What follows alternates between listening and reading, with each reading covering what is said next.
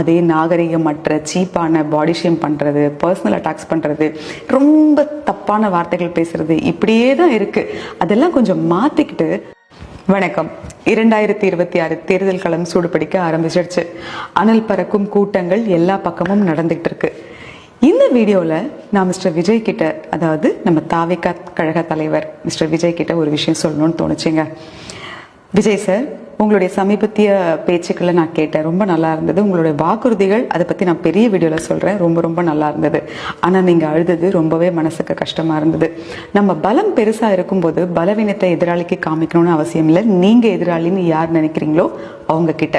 ரெண்டாவது, ஒரு நடிகன் அழும்போது அவங்க எதுக்காக அழுதாலும் நடிகன் தானே, நல்லா நடிப்பாம்பா அப்படின்னு கடந்து போயிடுவாங்க.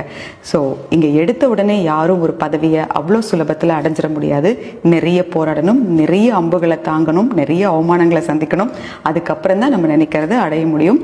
அந்த நம்பிக்கையோட நீங்கள் போராடுங்க. ஸோ இதுக்கப்புறம் நோ மோர் டியர்ஸ். அடுத்தது அரசியல்வாதிகள். ஸோ அவங்களுடைய அந்த அநாகரிகமான பேச்சுக்கள், தயவு செய்து இனியாவது எல்லாம் இவ்வளோ அப்கிரேட் ஆயிருக்கு. 2026 பார்த்தீங்கன்னா அவ்வளோ அப்கிரேட் ஆயிருக்கு. ஆனால் இந்த அரசியல் பேச்சுக்கள் மட்டும் இன்னும் அதல பாதாளத்தில் அப்படியே இருக்கு. அதே நாகரிகமற்ற சீப்பான பாடி ஷேம் பண்ணுறது, பர்சனல் அட்டாக்ஸ் பண்ணுறது, ரொம்ப தப்பான வார்த்தைகள் பேசுறது, இப்படியே தான் இருக்கு. அதெல்லாம் கொஞ்சம் மாற்றிக்கிட்டு ஒரு நாகரிகமான அரசியல்னு வார்த்தைகளோட மட்டும் இல்லாமல் செயல்லையும் காமிக்க ஆரம்பிச்சா கொஞ்சம் நல்லா இருக்கும்.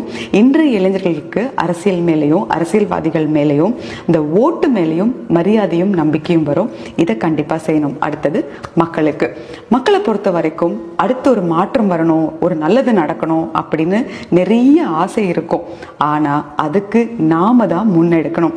யார் இந்த பதவியில உட்கார்ந்தா நமக்கு நல்லது நடக்கும் அப்படிங்கிற தெளிவு நம்ம கிட்ட இருக்கணும். திரு விஜயகாந்த் அவர்கள் இருந்த வரைக்கும் அவரை யாருக்குமே நல்ல தலைவராக ஏற்றுக்கிறதுக்கு மனசு இல்லை, ஒரு சிலரை தவிர. ஆனால் இன்னைக்கு எல்லாருமே அவரை மிஸ் பண்ணுறதா சொல்கிறாங்க. இங்கே நல்லா பேசுகிறவங்க எல்லாரும் தலைவர்கள் கிடையாதுங்க, அவங்க பேச்சாளர்கள் மட்டும்தான். ஆனால் ஒரு தலைவனுக்கு பேச தெரியணும்னு அவசியம் இல்லை. இங்கே பேச தெரியாத எத்தனையோ பெரிய தலைவர்கள் வாழ்ந்திருக்காங்க. உதாரணத்துக்கு காமராஜர் ஐயாவை சொல்லலாம். அவர் அதிகமாலாம் பேசினதே கிடையாது, ஆனால் அவரை இன்னைக்கும் நம்மளால் மறக்கவே முடியாது. அப்படிதான் பேச்சை பார்த்து நீங்கள் ஏமாறவும் வேண்டாம், அதே சமயத்தில் இலவசங்களுக்கு நீங்கள் விலை போகவும் வேண்டாம். மக்களை பொறுத்த வரைக்கும் நல்ல வேலை வாய்ப்பை கொடுங்க, ஒரு நல்ல தரமான கல்வியை கொடுங்க.